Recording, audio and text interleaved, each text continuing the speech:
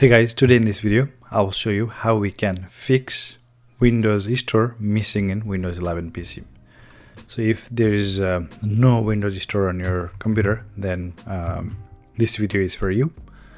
So right now I do have Windows 11 Pro 25S2 on my computer. So this method will work for most of the Windows 11 PC, including Windows 11 Home, Windows 11 Pro, Windows 11 education and stuff like that. But if you have very specific version of Windows like Windows 11 IoT Enterprise or something like that, then this might not work.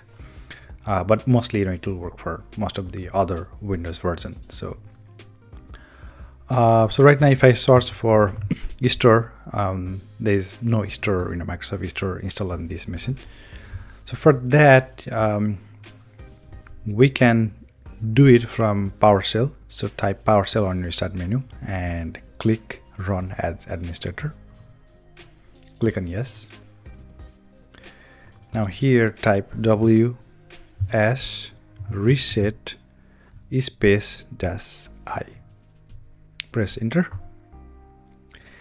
And it will download and install Microsoft Store in the background, so you might not see any progress in your PowerShell terminal, and it will take few minutes depending on your internet speed.